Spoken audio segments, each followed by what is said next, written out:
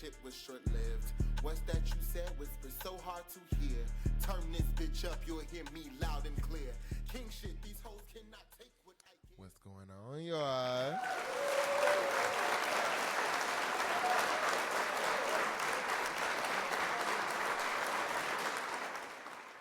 What's going on? What's going on? What's going on? My name is King Jay, and I am the host of Royal Voices Podcast. And we are here today for episode 4 of Royal Voices Podcast. So I'll get into it.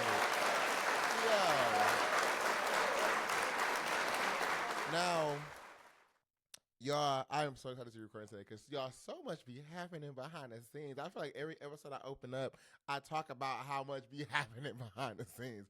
Y'all, I'm just happy I'm getting into my cadence, into my routine, into my rhythm, because it's day to day. It's just so much going on. It's just so much going on. But I am happy to be here for today. We have a lot to cover. It's been a lot going on, y'all.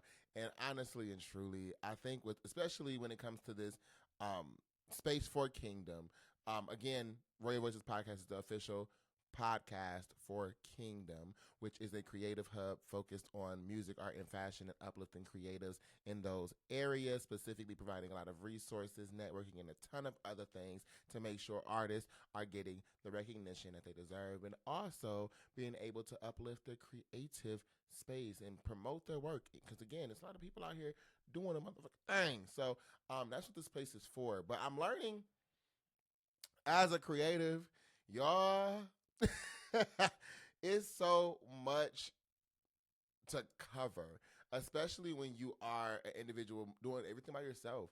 You know, a lot of us run our own businesses. A lot of us do our own creations. As you're a writer, a songwriter, a musician, you if you're a creative or a musician or artist, you may be possibly doing your own writing, doing your own styling, doing your own videography, doing your own marketing, doing on your own promo. It's a lot. And y'all, I ain't gonna hold you. Until episode 4, we ain't start promoting nothing until this podcast episode. So that just lets y'all know you can always add things in. Like I said before in previous episodes, just get started, just get going. Things can always be added, and that lets room for growth to be present. Because if you don't have room for growth, why the hell is you doing anything, child? If you're going to pop out and just be the best at whatever you're doing out the gate, you're going to get boring very quickly, and you're not going to really be here too long because you're going to really just sit in whatever moment that you're in. So always be able to add on, continue to grow, and continue to elevate, y'all. That's what Kingdom is for, and that's what this podcast will be for all creators, okay? Yeah. Before we get into today's episode, make sure y'all go ahead and follow us on all our platforms. Kingdom on Instagram and TikTok at KVNGDOM.co. And then for the podcast itself, on Instagram and TikTok at Royal Voices Podcast, all one word, on Instagram and TikTok. And then, of course, follow the host, follow the kid on Instagram at _JAYTHEDON_. And there you will find my link tree with all my other links to everything else that I do. So, y'all, let's get into today's episode, okay?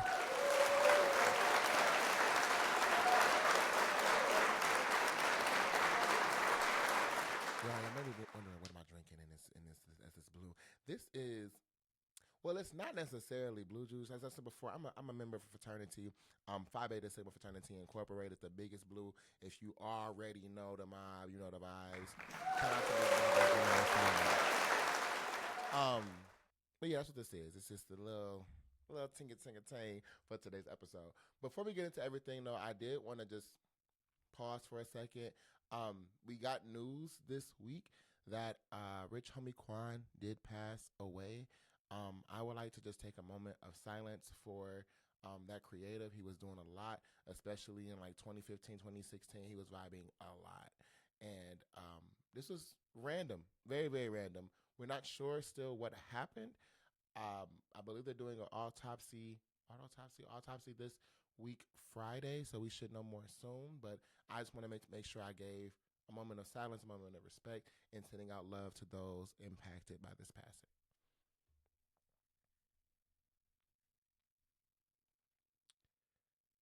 So with that, again, rest in peace, Rich Homie Quan. And again, y'all, love the people around y'all. Turn up the people around y'all. Creatives, if you have anybody around you doing music, doing fashion, doing the damn thing, support, because you never know when you are not going to be here no more. Okay, so don't, as people usually do, jump in and start supporting people when they're no longer here and can't smell their flowers no more. Give people their flowers while they are here. If there's somebody that you support, somebody who you feel is going crazy, buy that album, buy that blazer, buy that plate, buy that pair of shoes, buy that product, buy that service, and support the individuals you really attuned to. Because again, you never know when people are going to be gone. So again, just wanted to take a moment for that and sending my love to everybody out there impacted by this. So I did, as always, I think for the past few episodes, we have been covering the 2024 presidential campaign news. Again, I'm going to keep preferencing this by saying this is not a political podcast, but honestly, y'all, up until this election is done, we're going to cover some of these things because, like I said before, all the things happening in the political space, in this political sphere, especially within the United States, will be impacting all of us. So whether you want to pay attention to it or not, you still going to be affected by the decisions of the election.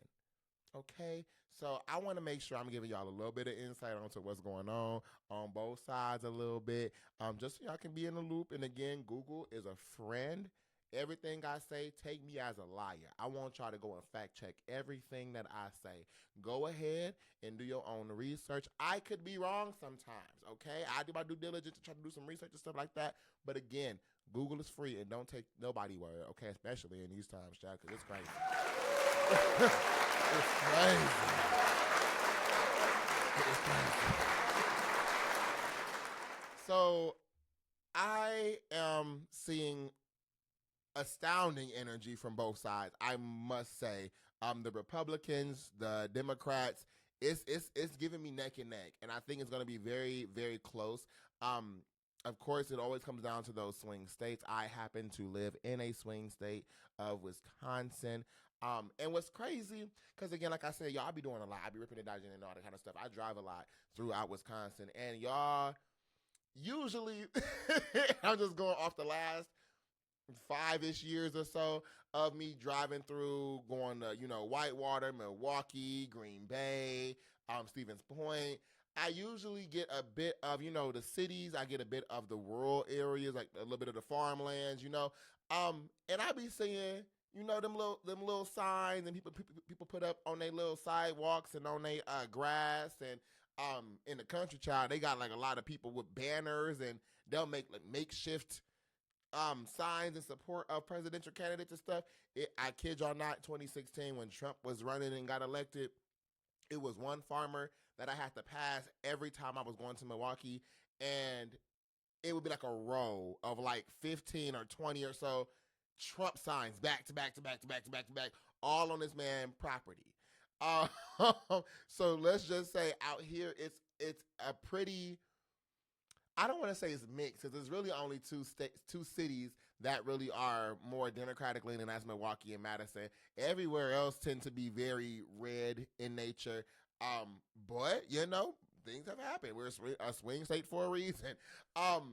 So I think it's going to be neck and neck. I'm seeing signs from everybody on both sides. So one house got a Kamala Harris sign, the other one got a Trump sign, and vice versa. So I don't know. For the first time in Wisconsin, at least, I'm seeing a mixed bag, and I don't know what could happen in this election race.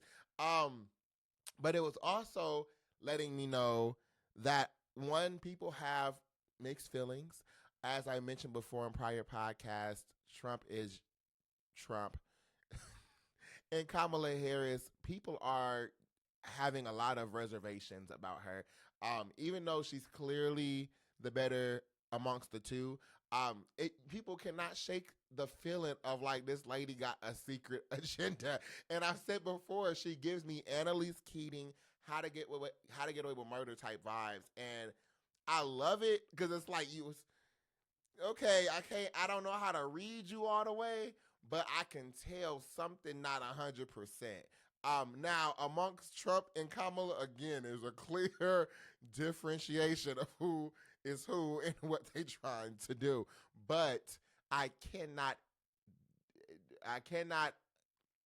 ignore the fact that people are a little accurate in their feeling of Kamala Harris as well. But what we did find out recently, because of these feelings kind of resonating in the air right now, the Obamas have been a primary focus, along with Oprah Winfrey after they've spoken at the DNC conference. You know, who thought of it? The DNC conference had a ton of people present, a ton of supporters showed up to that conference specifically. And honestly, to me, it felt like the DNC got more coverage than the Republican convention did. But and it had a different light around it for the things that were covered at this convention versus the Republican one. But one thing that stood out was, again, Barack Obama and Michelle Obama's speeches and advocacy for Kamala Harris. But we just recently got news that Barack Obama's brother is voting for Donald Trump and has come out and shown his support for Donald Trump and said he will not be voting for Kamala Harris, which is a huge contrast from his brother and the former First Lady. Now, correct me if I'm wrong. Let me know if it's just me on this boat. Did y'all know Obama had a brother? And was it just me? Because when I found out he had a brother and they was in the news going around about him supporting Trump, I'm like, who is this man? Who is this man? But I guess it made some news because, again, I think it's just the ties to Obama that you find that conflicting. Like, okay, you're not supporting Kamala Harris, but you're supporting Trump, and you're the brother of Obama. So I get it, but it's like, I don't know why it's relevant. No shade to the Obamas, no shade to his brother. I just don't know what weight you putting in from your opinion. That's just me. That's just me. But nevertheless, it does not stop the campaign. Things are moving forward very rapidly. Trump and team are, like I said, trumping as always.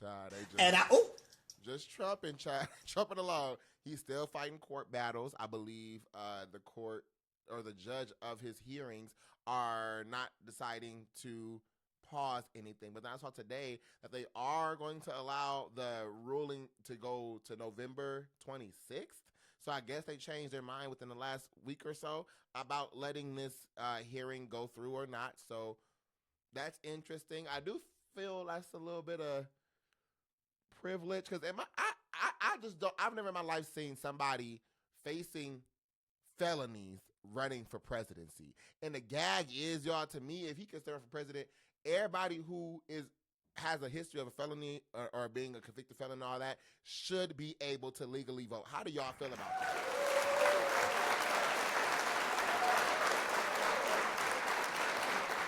I mean, we got to be real. If you're going to let basically a dude with an ankle bracelet run for with an ankle monitor on run for president, I don't see why somebody who was in prison and now got out can't vote.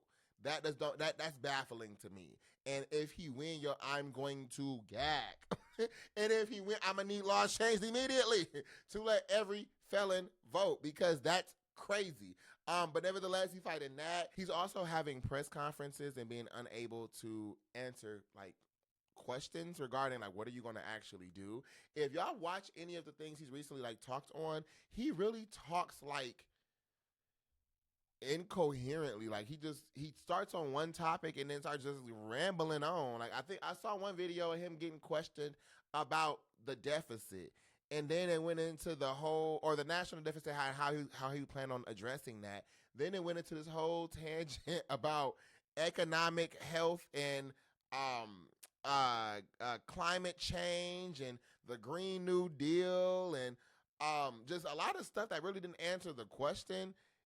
But he was just rambling on. And again, he doesn't really ever give you an answer. He just tells you it's going to be the best you've ever seen it, better than anybody else you think who could ever do it, because it's me. I'm going to do it the best, always. That's what he really just says to me.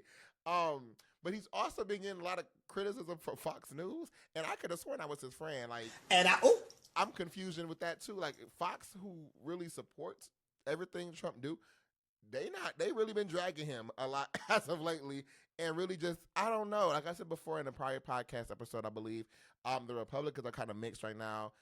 They're kind of fighting amongst themselves because some of them are like, y'all, this looks crazy as hell. If y'all haven't seen the commercials for all the Republicans who are now voting for Kamala because Trump is crazy, Trump is a liar, Trump wants to be a dictator, all this stuff that honestly, in my perspective, has not changed about this man from 2016. I will say he's gotten more aggressive into the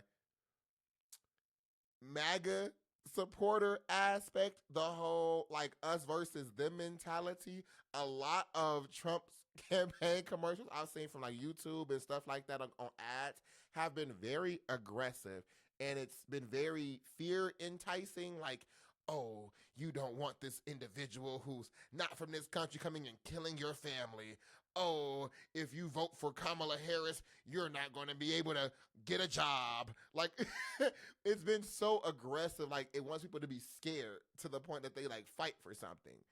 And that's what that's what gags me. I've been seeing one specifically about China taking our jobs. And I had to pause one day when I saw that ad come up, because in my head, I said, okay, how is China taking our jobs?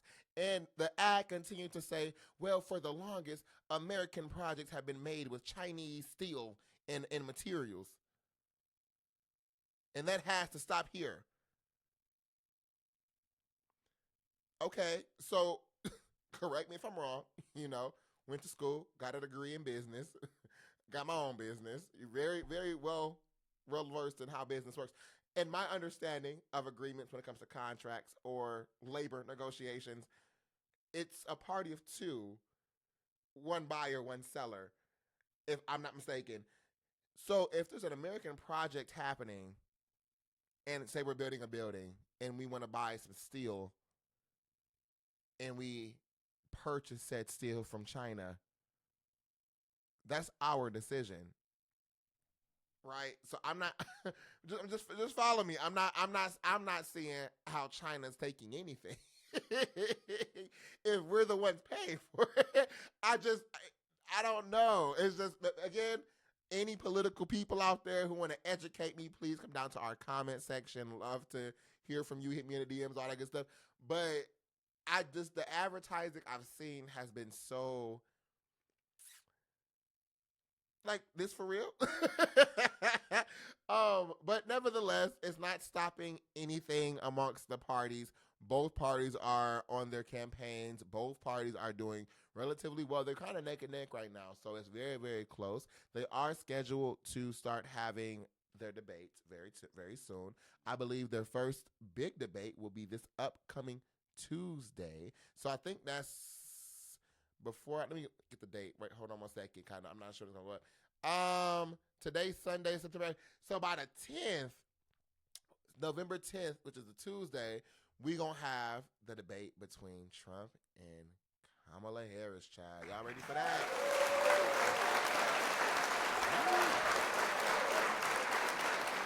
All right, I'm recording this on the 8th. I'm going to try to get to about the 9th, by that Monday, and by Tuesday, I'm going to tune in, and we're going to see what the vibes is, and I'll give a recap. If y'all want a separate little live reaction or something to that, we can maybe make something shake or just give my thoughts, but y'all, I'm going to be sitting and tuning in for that. I'm going to encourage y'all to tune into that as well, and I'm going to also encourage y'all to go ahead and vote.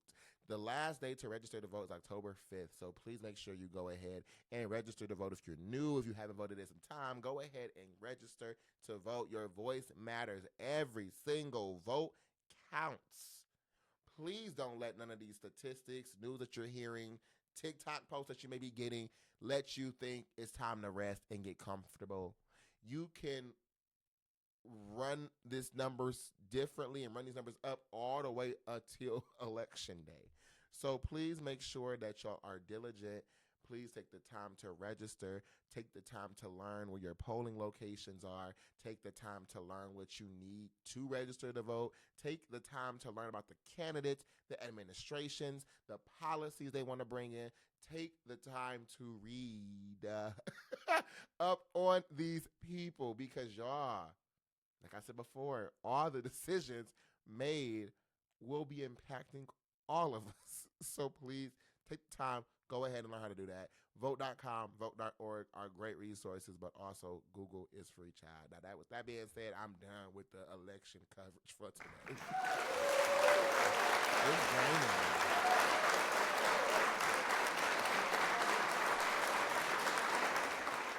So next on the docket I wanted to get into is this movie review. Now, one thing with Radio Voices podcast and Kingdom as a whole, this is a space for all creatives.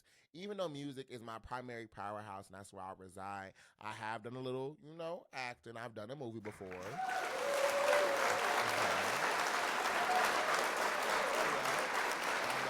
I had a nice role. I'm a pretty good actor. I was a little shook. I've gotten a lot of feedback, a lot of good response. Girl, I made people cry. Okay, like some Denzel shit. So yeah, I've done a movie before called Bro Code. I have done a little bit of modeling as well. So that creative space is pretty vast with the kid. But I'm saying all that to say, I want to make sure this podcast has a variety of things, a variety of topics, a variety of discussions and all that. So if there's anything that you feel we should get more into, please feel free to leave some suggestions and stuff like that in the comments below. I'll be happy to read through those. Feel free to also tag us in posts that you come across and or DM us directly on our social medias, and we'll be happy to review and consider things for the show. Now, this movie I'm referring to recently dropped to Netflix, I believe last week Friday, called The Deliverance. Have we seen it? Have we seen The Deliverance? Now, this film dropped, it ain't even mid-September yet, y'all, but this is some real spooky. I realize that it's a little bit political, and this can get a little bit spooky-ooky. I don't know if I could really roll with it. I might end up slapping the hell out of one of my sisters. Child, in this case, slapping some hell out of some demons. This movie, I saw being promoted on Netflix for about a week. Now, when I saw the cover of the movie, I had this deja vu, Nelson Mandela effect type vibe for a second, because I could have sworn this movie came out already on Amazon Prime. Can somebody echo those sentiments? Let me know if they saw that too. Am I tripping? Is it just me? I swore this movie was already on Amazon Prime. I know Monique did another movie for BET Plus, where she was in this, I forget the name of it, but she was good in that movie too. But it was also like a scarier kind of movie. But it wasn't that. I remember seeing this movie cover specifically on Amazon Prime. So please let me know if I'm tripping or not. But it came to Netflix on Friday, and since Friday has been causing a hell of a storm, literally. So when I watched the movie, I got this very reminiscent feeling, like this, again, another deja vu moment, where I felt like I already seen this film. But then it dawned on me, I didn't see this film. I still think it came out before it was on Netflix, but I didn't see the actual film. What I was reading and referring to was the actual story this movie is based on. So when I was in high school, I officially started my YouTube channel when I got my first laptop. Shout out to Boys and Girls Club and the Boys and Girls Scholarship, because I really gave me my first laptop.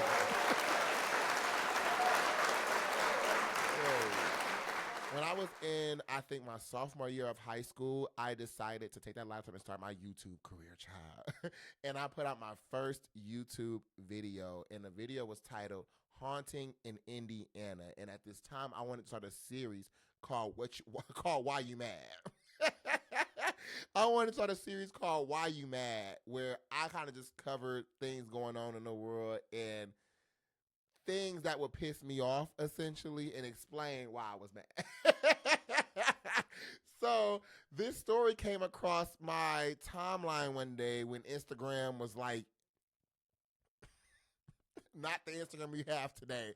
And I remember reading this story baffled, because in the story, it talks about this little boy running up the wall of a hospital, nurses and doctors and police officers seeing this and not knowing what the hell to do. It also talked about a daughter of this lady in Indiana floating in her bed in the middle of the night, again being seen by like many people, or by her mother and other people in the other family. So when this movie came out, I did not know that was just going to be the story. But as the movie started playing, I'm like, this feels so familiar, and that's what the story is based on. So actually, I do have here pulled up really quick the individual this story is based on. So the movie itself is based on the true story of Latoya Ammons and her family who lived in a haunted home in Indiana. Now, this home does not exist any longer. It has been bulldozed, knocked down, all that good stuff, but people still report a lot of accidents and things happening spookily in that environment. So if you in Indiana, be careful over there, child. I don't know where that house is, but just be careful. But I guess the house is was known for having a lot of spirits residing in it, and the film showcases just that. Now me, like I said before, y'all gonna learn more as I do more of these episodes and get more into this space. I'm a very spiritually aligned individual. I don't play them games, okay? So even when I'm watching TV shows, when I'm listening to certain songs, when I'm playing music and stuff, I ensure protection over myself. And I make sure of that because music media is used to influence the mind, influence a person, but also manipulate your energy. And films, TV shows, and music can open portals and spaces into your environment for other things to come through. This film was not an exception, child. I did, prepare myself before I watched the movie, but the movie itself was really good. I gotta give it up. The movie was good as hell.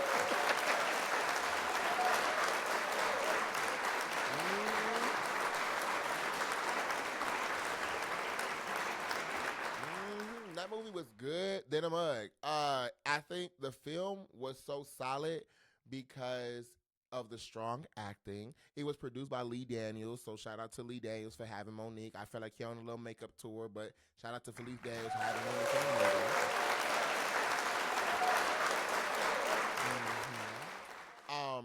And I think in this space, it's important to note this film was based on a true story. And when you are making movies and films and TV shows based on true stories, they're not going to be exactly the same as the stories.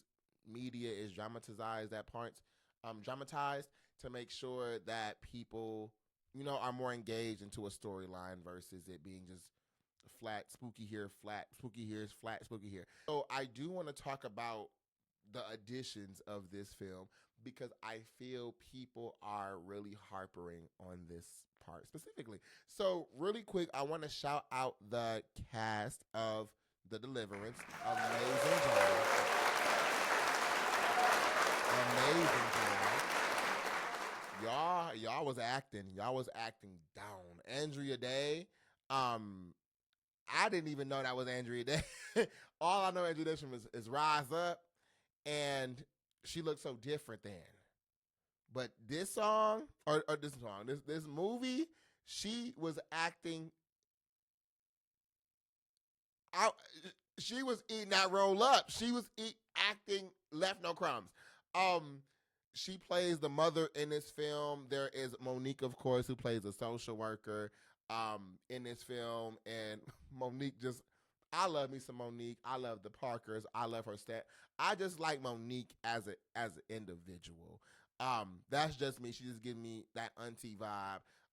Caleb McLaughlin.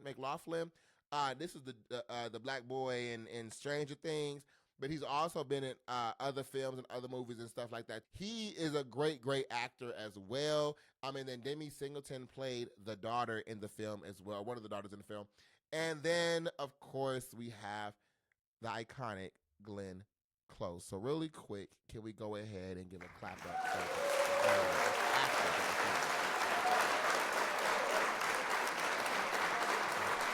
y'all ate that up. Shout out to all the actors and actresses in the film. Now, people are more so focused on the fact that Glenn Close was added to this film. Now, Glenn Close character So Glenn Close's character is essentially this white woman in the hood. She has the where's the manager bang? You know what I'm saying? And she really gives you the the white girl who was cool in the hood. Like that's what she gives. Every Snow Bunny type vibe, you know what I'm saying? And a lot of people did not like the fact that she was added to this film. Now, Lee Daniels did come out and talk about her addition to the film and basically said, we all know her character, which is named Alberta in the film, but we all know in Alberta, we all know somebody in our culture and our community that she aligns with. And I gotta say, he's accurate. For the most part, it's either a white woman in a predominantly black space, or somebody Hispanic in a predominantly black space, and that is part of the of our communities that we reside in. So to me, I understood the addition because she did a good job. I could see if she was added and didn't, add any value. I will say her character being in the film or not would have not changed anything. That's just my 2 cents. Her presence in that film or not wouldn't have changed the movie. The movie still would have been good, but I'm glad she is in the film because she made it a lot more better as well. So I don't really see the issue with her in the film. I do understand the whole thing about adding white people to black stories and all this kind of stuff. Because again, she wasn't necessarily needed for the film. But to me, her addition made the movie perfectly fine. She did an amazing job acting. She did an amazing job with the emotion of this film, because even though this is like a scary thriller type movie, it's a very emotionally charged film. Like, there's a lot of hardship going on in this movie, and I feel like she did a great job doing that. But I would like to know from you all down below, how did y'all feel about the film? How did y'all feel about Glenn Close being added to the film? And why, if you didn't like her in the film, why is that? Why didn't you like her in that film? I liked her in the movie, and to be honest, I think she did a great job. The other actors did a great job, and with that, I am going to give a King's Rule of a yay. Y'all ate that movie up. Great job, Lee Daniels. Shout out Monique and everybody else in that film, because again, it's a good movie, and I think it's a important thing to talk about, especially when it comes to spirituality, because the way that movie talks about spirits and demonic possession and all that kind of stuff is very accurate in the way of progression of how little things turn to real big things, and the way it's portrayed cinematically was so quality driven. I loved it. Like, it really could have been a movie put in theaters. Personally, I wouldn't have made it a Netflix release. I would have put a movie in theaters because it had that level of execution, but it also had that level of acting, and that is what I liked about that film. The story is interesting too. I believe there is a documentary of that original story on YouTube. I haven't seen it yet. I do have a plan to watch it, but I wanted to just make sure people had the chance to, again, learn more about the actual people who lived in that home and kind of, hear firsthand of what happened. But that film, The Deliverance, great film, very spooky ooky. If your spirit ain't ready for that shot, I wouldn't watch it. But great movie, hands down, and I think it will be a great ad for your Halloween playlist this October, okay? So the last thing I really wanted to get into today is the Caresha Please podcast. Have y'all seen the latest episode with Caresha and Santana? Have y'all seen it?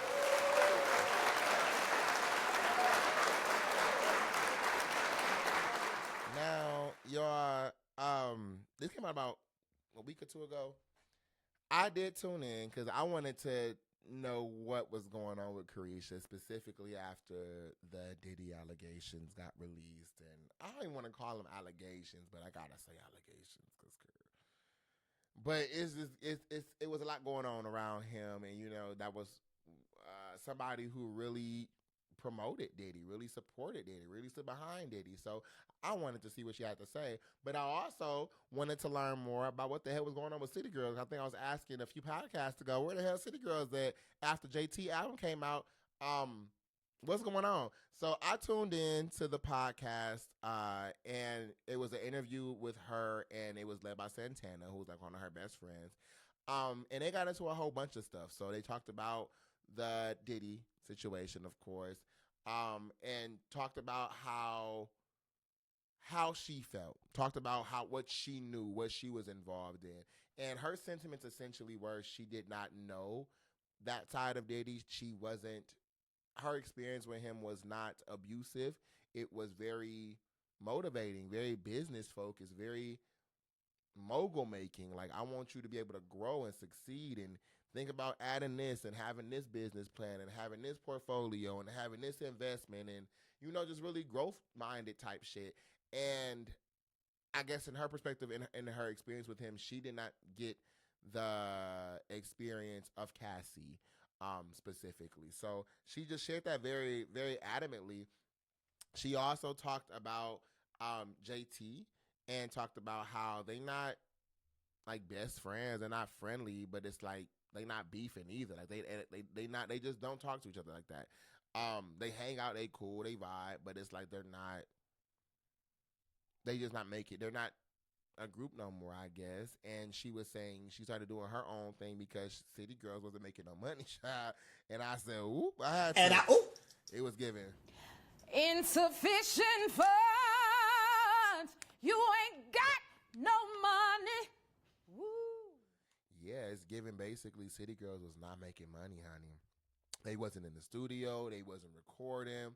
JT was apparently, allegedly, making music on the side, not telling Caresha, doing her own thing. This whole album thing was a whole situation. When it came to the whole Nicki Minaj collaboration for Super Freaky Girl, Caresha said she didn't even know about it. She had no sentiments about the song because she didn't know it was even coming out. She said Nicki didn't call me. Nicki didn't call her. So she said she did not know about that. And I guess a lot of those kind of things just started making a dent in the relationship and ultimately led to them not making music further. So I'm hoping the City Girls come back because, again, they have vibe. I think their last album did not do well at all. Their last album, it was decent. I did like it. But it was a lot of songs on that album that I don't think it felt very, here's a song. That's what a lot of them songs felt like on that album. Like, here's some songs. We made this because we need to make something. Here you go. I hated Wigs. That song on that new album, I hated that song. I hated Wigs, y'all. That got under my skin because it just gave me, y'all literally was just like, put something out. But I still like the energy City Girls creates. But I'm also excited for all the things that Caresha and JT are embarking upon on their own. I would be lying.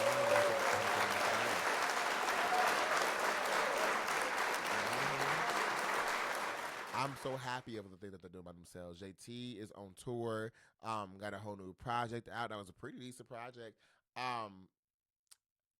Caresha got, the podcast, her thing with Revolt. She got the roulette situation thing going on. So they doing a thing, and I'm glad that they're growing in their respective lanes. But the interview itself, I think many did not like it. I think people felt she was lying in certain spaces. And I think too, a lot of people feel they know. I don't know. I feel like people be thinking they know more than a person who actually in these spaces. I think us as consumers, us as fans, us as supporters, for some reason, a lot of people get this mindset that you think you know artists or that you think you know these people. And I said before in prior podcasts, y'all don't know these people. We're not friends with them. They're not friends with us. We don't know them. We're supporters of their work. And it is always interesting to me when stuff like this happens. People make, explanation videos and all that kind of stuff. And all these think pieces come out about things people don't know about because they were not there themselves, or they don't even have relevance or connection to. But because somebody who was there telling a story or telling a situation, it don't be perceived as truth. And I think now more than ever, we gotta question everything because people be lying left and right. But for me, and this is just my perspective, I feel she was telling the truth when it came to JT. I think she was telling the truth about Diddy for the most part.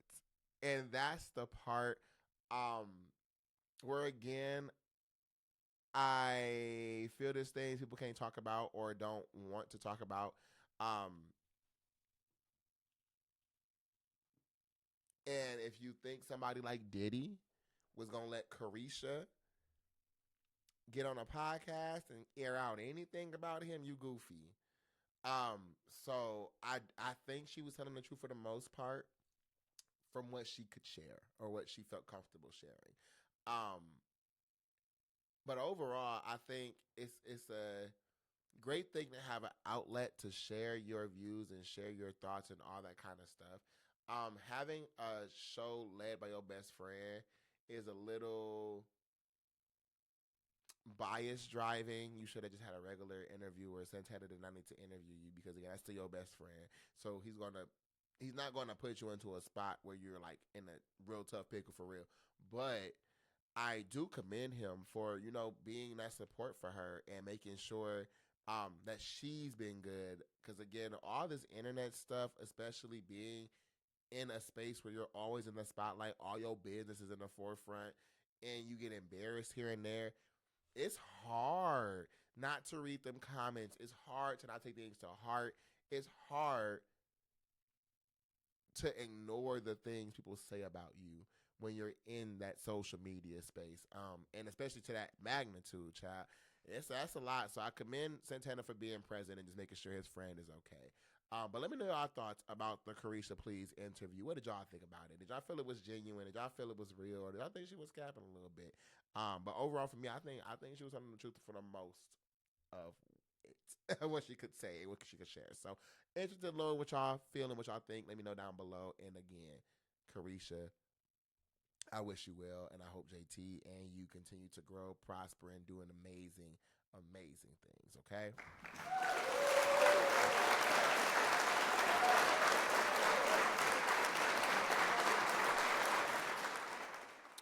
Now, I know I said the last one was going to be the last one. This is also one other thing. Now, y'all, I've been noticing a lot of the women in the news lately. Again, I've been saying this. The boys ain't making too much noise. The boys ain't making too much noise. I think the last thing I heard from the boys making noise for real was Kendrick and Drake and Eminem and Benzino and all that kind of stuff. And child, it's done now. On other news, Kendrick Lamar will be headlining the Super Bowl. So shout out to Kendrick Lamar. Headlining. He'll be headlining Super Bowl this upcoming 2025. So tune in this February. It's finna get messy because the advertisement he put out was him loading up these footballs into this like practice machine they use to like learn how to catch them, that kind of stuff. And he just loading them up with footballs to launch them off. And he basically saying, catch it. He's telling everybody, hey, I'm Kendrick Lamar. I'm going to be headlining Super Bowl. Make sure y'all tune in. And it's so coded because it was a part where he said, there's only one time you can win the championship. There's no time for round twos. There's no round twos. And this comes shortly after Drake put up a post about some round two.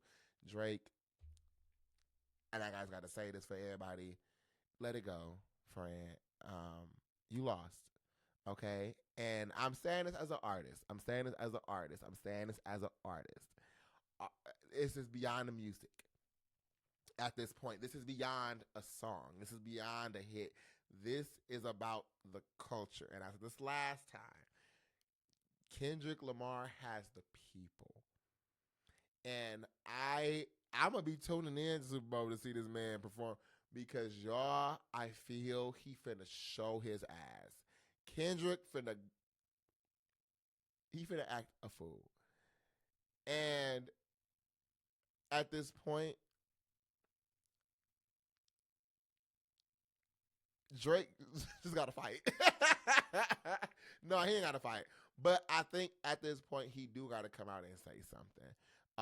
Candidly. I don't mean no damn Twitter subliminals, no Instagram captions, no just random song popping out and trying to sneak it up in the.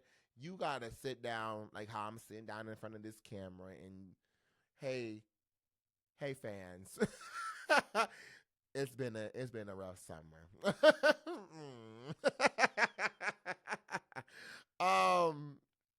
But I say that to say the boys aren't making too much noise.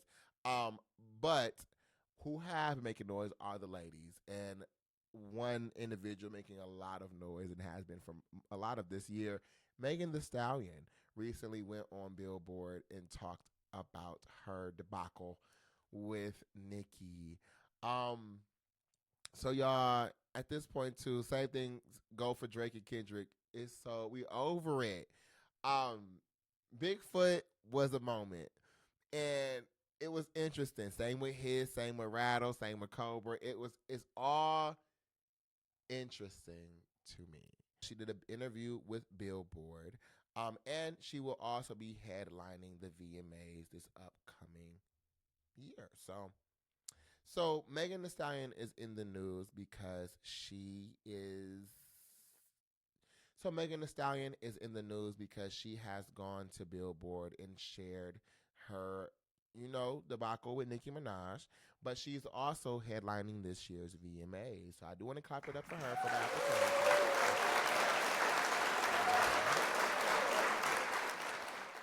So the first aspect of her in this Billboard interview, she's gone on there and talked about the whole situation with Nicki Minaj and how she does not understand what the beef is.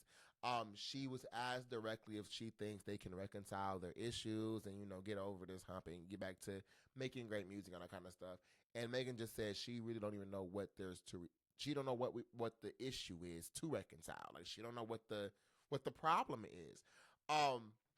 Now people had a lot to say about this because, again, I think part of Megan Thee Stallion's branding at this point, for some, not me, but for some, is that she's a liar. This became a thing a lot around the whole Tory Lanez shooting situation. People was back and forth on who to believe. The stories were all creating this cloud of mystery, and many felt Megan was lying. And this did not really leave her imaging. People still feel she be lying about stuff. And just for me understanding, Nicki done fell out with a lot of people.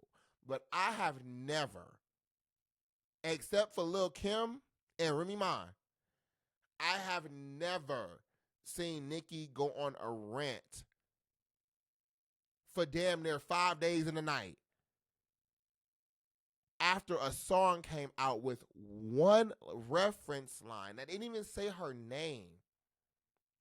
And the way she responded in Goodfoot, in Bigfoot, that's the hashtag Nicki be using when she being messy, child, Goodfoot. But to have a song like Bigfoot and Nicki go that hard against Megan and say your name at it, you did something, Megan. In the same way I can sit here and say Nicki gotta be doing something to these girls because you can't be following with everybody like this, child, and not be problematic to an extent. The same thing I'm gonna say to Megan. Nicki did not go that hard in the booth for no reason. Okay? Out of all the people that she done fell out and beefed with, she went for the jugular with Megan. And the whole notion that you just here trying to make some music and just be a friend, that don't add up. The math not mathing. But this story got furthered because it's alleged that Megan hosting this year's VMAs was not coincidental. Allegedly, people were saying that Nicki was originally going to host the VMAs, I believe, for the third time in a row this year. But allegedly, somebody at RockNation pulled some strings, and it's allegedly, allegedly, it's supposed to be Beyonce and Jay-Z operating and pulling the strings to get Megan on the VMA stage as the host. So, with that being said, Rock Nation has been in the news a lot when it came to the recent merger. It's been in the news a lot when it came to labels and stuff losing money for artists this past year. But Rock Nation has also been in the mouths of Nicki Minaj for quite some time, and talking about how people are operating against her, specifically Rock Nation. And I do have to echo, to an extent I agree, because I said this when his came out. Nobody was promoting his. No one promoted Cobra either. The person who was promoting was Megan. Megan was promoting Cobra. Megan was promoting his. Up until his came out. And once it started hitting the waves that she dissed Nicki, that was when Rock Nation started putting up all these, check out his, get into his. Billboard put up, check out his, get into his. I started seeing this song everywhere. But for 2 weeks, when Megan was promoting it, no one, including Rock Nation, was saying anything. So it was interesting to see just how quick it became a matter of focus. And then to take a step further, on streaming platforms, I noticed this for about a good month after these songs came out. After his came out and after Bigfoot came out, if you played any one of those songs, specifically on Spotify, and I'm saying this from something I experienced personally, I have experienced playing both his and playing both Bigfoot on my playlist. And I kid you not, either song would be, after it got done being played, it would play the other song. If I played his first, after his was over, here come Bigfoot. If I played Bigfoot first, here comes his right after. So I knew it was like, it gave me a tit for tat type thing. Like you wanted the listener to decide who was the better, song. But this is the first time I've noticed a streaming platform intentionally program playback after these songs. And it didn't happen just once or twice. It happened several times. It doesn't do it anymore. I think I noticed it a week or two ago that it doesn't do it anymore, but it used to do that so consistently. That gave me the notion and the understanding there are things and entities and owners and businesses and people who are influencing the vibe right now. And I would not be surprised if the Carters were involved. I would not be. She's part of Rock Nation now and part of that family space for Megan. And I think she went to the Rock Nation brunch too. And even Nicki said then, like, just because you went to this Rock Nation brunch, why do y'all feel you can start disrespecting me and going crazy once you feel you tied to Jay-Z? And a lot of people feel some kind of way once they have the attention of Beyonce and Jay-Z. And yes, they're phenomenal people. They're amazing individuals. They've been in this industry for a damn long time. And they've been very successful at it. So I know why they're revered. But the energy they have when it comes to this space, it gives me vampire. I'm not going to... And I hold you. It is a little spooky. Realize that it's a little bit political, and this can get a little bit spooky ooky. I don't know. It give me vampire. I'm not gonna lie. They make great music. They do amazing things, but I would be lying if I would sit here and say they do everything the right way. They're billionaires. So in my mind, like I said before to one of my to my line brother about billionaires and millionaires, I don't believe you get to a billionaire status ethically. I don't think you can. I don't believe you can. Because to accrue billions of dollars in a world where we don't have we don't have thousandaires in this bitch. So for you to have billions of dollars at the same time there's someone living in a box, I don't believe you can really ethically make billions of dollars. That's just me and my perspective. And again, it's not the first time hearing RockNation, Beyonce, Jay-Z, and pulling strings in the same conversation. This is not the first time we've had this talk. Other artists have said the same thing. So I would not be surprised if Megan had this help. And it would make sense why she feels so gassed up to go against Nicki. Now, in my mind, y'all, and I'm going to just say this and put this out there, Megan can really go toe-to-toe with Nicki. This is just my perspective.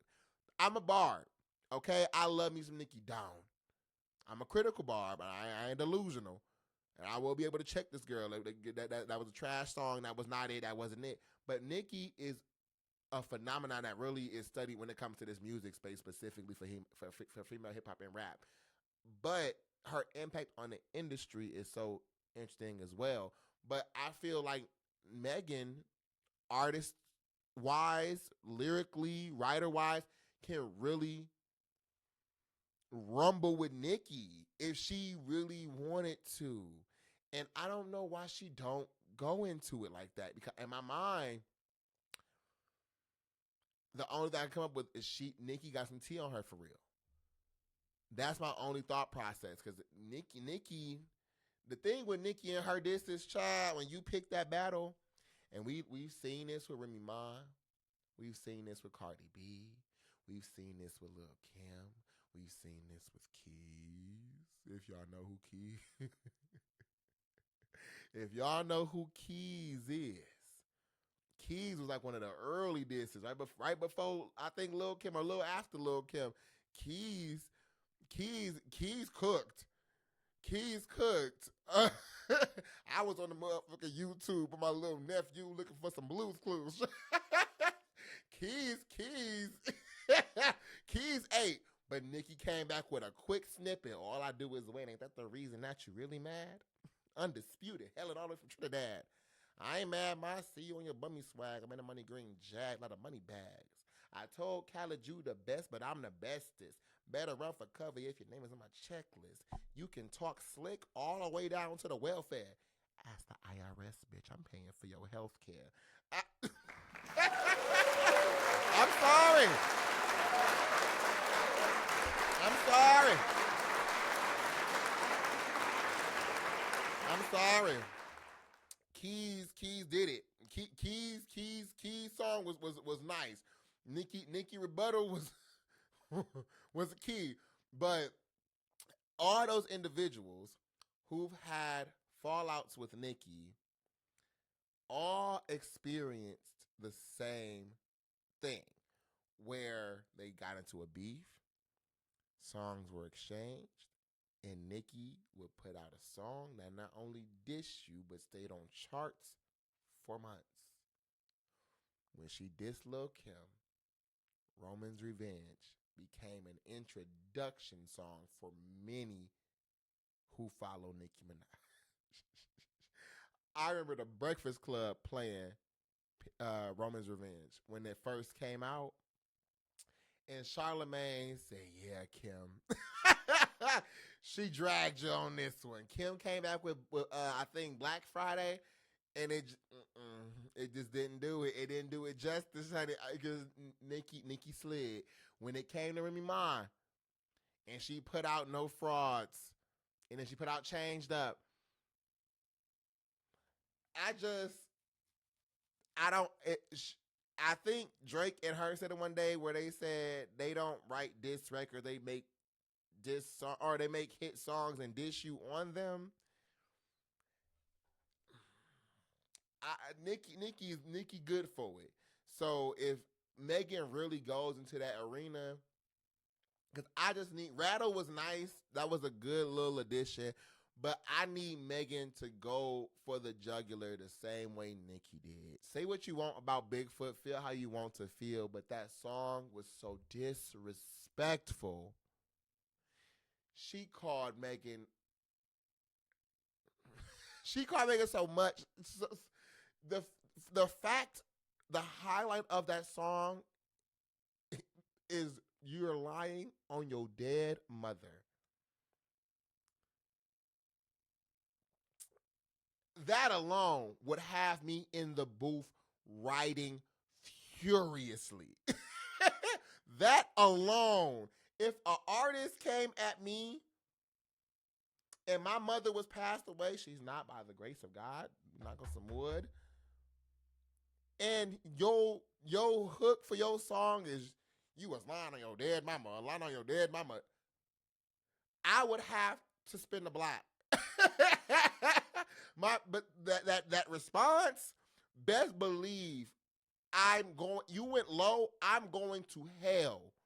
Child, you went low, I'm sitting right next to, you know what I mean? I'm sitting right in the fiery pit, writing this back in response. That was so crazy to me. To this day, I don't even sing that part of the song. I'm so serious.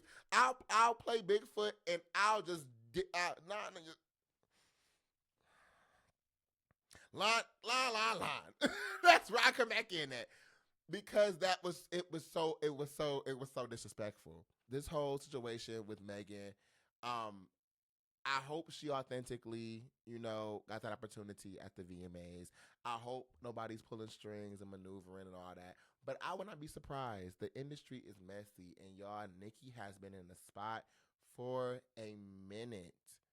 Okay? There has not been another dominating rap girly outside of Nicki for a minute.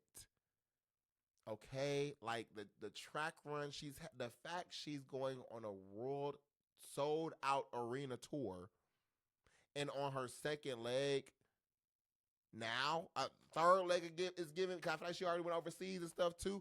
Now she's back in the U.S. doing more shows, adding new music, new set list, and still selling out these seats. Can we clap it up?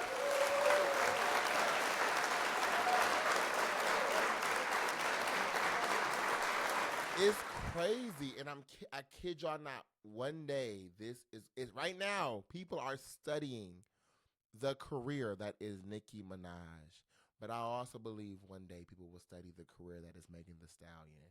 And I hope that the authenticity of the artistry stays in the forefront, not the messiness, not the quick gimmicks, not the workaround, not the shortcuts, not the friends I know pulling strings, allegedly. But really your craft, your presence, because again, them numbers not numbering how these numbers need to number for these girls outside of Nicki. And I mean sales combined, Nicki's still by herself outselling everybody. So I know not only rap people are upset, but I know CEOs are upset. These labels. Nicki fucking up money. And when you fucking up money, that's when people get vicious. In a space where everything's about money, you have to understand we are in a time where record labels are losing revenue. Almost every record label this year have reported declines in the record sales, specifically for hip-hop and rap artists. Universal, I think, declined 30%. Hip-hop as a whole has decreased 40-50%. So when money is in the mix, and I say this in one of my upcoming songs, y'all, music coming soon, but I say in my song, billboard, not bullseye, when it's cash in the mix. When that money get to flowing, them stats look different. When money get to flowing, them opportunities look different. When money get to flowing, them performance opportunities. When money is in the mix, the accuracy is blurred. The truth is no longer there, because a dollar is what's buying that legitimacy. Not the artist, not the sales, not the impact, not the people desire, but the influence of wealth. And that's the part that really destroys art. That's why y'all have artists now who can't last longer than 5 months. That's why you have artists now who don't even write music. This is why you have artists now who can't create classics. This is why you have a music industry that's losing money. I say all that to say, Megan, I hope you really on your grind. I hope you really moving authentically and truthfully. And if you're not, best believe, same with Nikki, both of y'all, best believe when you're not moving authentically and truthfully and honestly, it always bites you back in the ass. In the words of Monique, when you do the clownery, the clown bites back, okay? And I would hate for them clowns to be Nikki and Megan. All right? So if we could just, I know y'all can't get Nikki out the spot. Y'all not going to. And I'm saying that not because I'm a fan of Nikki. I'm saying y'all not going to get her out of the spot because her fan base will not let you. You're not going to be able to diminish this lady's career because it's too impactful. You're not going to be able to diminish her career because she's the blueprint for many of these girls' careers.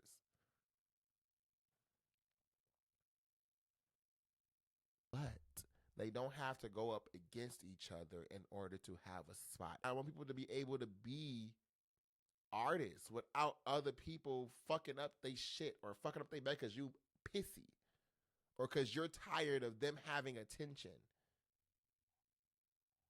If you need to dim another person's light, another person's shine, so you can feel radiant, you never was the star to begin with, okay? And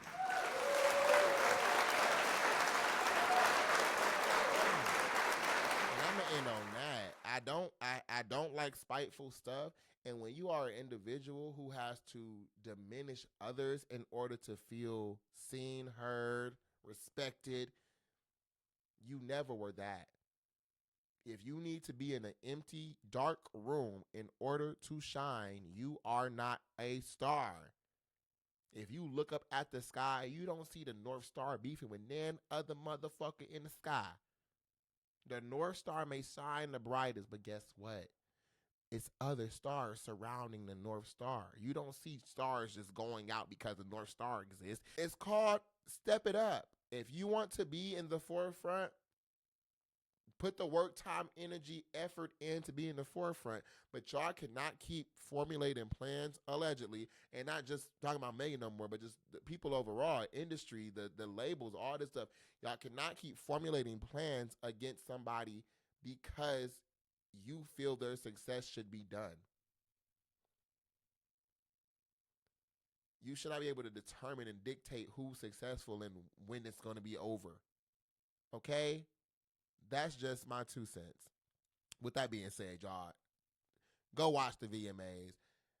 Megan, continue doing great things. Nikki, continue doing phenomenal things. And continue to just be the individuals that y'all are. Because all of the things that y'all are getting is because of y'all artistry, because of y'all creativity, because of your engagement.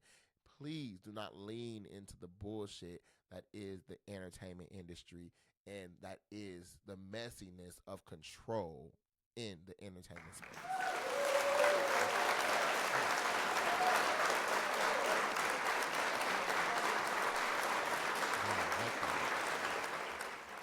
Anyway, y'all. Anyway, with that being said, I do want to go ahead and take the time to get into our artist spotlight. Now, the artist spotlight, if you're tuning in for the first time for Royal Voices podcast, is a space where I give a shout out real quick to some artists, some talent that I've seen come across in my day to day. This is not a space you can pay for. I have had people talk about sponsorship opportunities and stuff like that. I think I'll just have, when those sponsorship things start coming into the space, I have a little section called sponsor spotlight when those things come, and I'll make sure I do that. But you cannot pay for this space for the artist spotlight. Artist spotlight is King's Views and King's Views alone. Okay. Now with that being said, So in today's artist spotlight, I would like to shout out a fashion line by the name of Cora. My friend Kaylin is the founder and CEO of this brand. Now, Cora is a fashion line aimed on empowering women, specifically business women, to go out and be successful, secure a bag, run up a check. You know what I mean? We had the chance to go to New York during New York Fashion Week, so that was a cool experience. And in that journey, she brought along her creative director, who I also want to give a shout out to because he is an amazing dude. If you're in the Texas area, Atlanta area, he does a lot of things. Hairstylist, creative director, just amazing dude. His name is Ryan Sherman. I'm going to give him a quick shout out. His Instagram is the Ryan B. Sherman. So that's spelled TheRyanBSHERMAN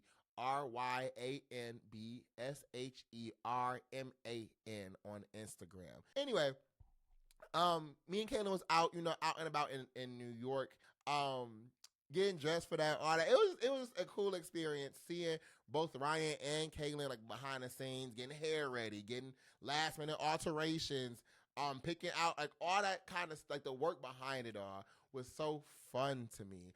And it gave me just the understanding of not only making the damn thing happen, because y'all, a lot of things happened and we were just like, I don't know what to do. And we scrambled last minute to get things done. But it also gave me this understanding that we all on the same grind. You know what I mean? As artists, as creators, we all understand what it's like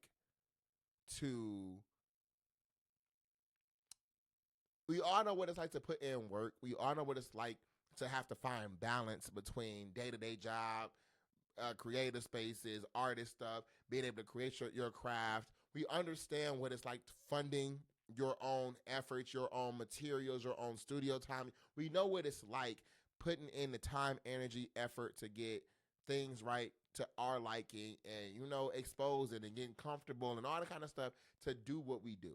I did want to give a shout out to her. Again, her fashion line is called Cora. Her Instagram is Cora Official, spelled KROIR Official, OFFICIAL. You can also go to Cora.com, KROIR.com, and go ahead and get to the brand, go buy some things, you know what I'm saying? Again, great woman, great individual. So happy to call her my friend, and so happy that we are on the same grind and mission together. So keep growing, girl, and continue doing your damn thing.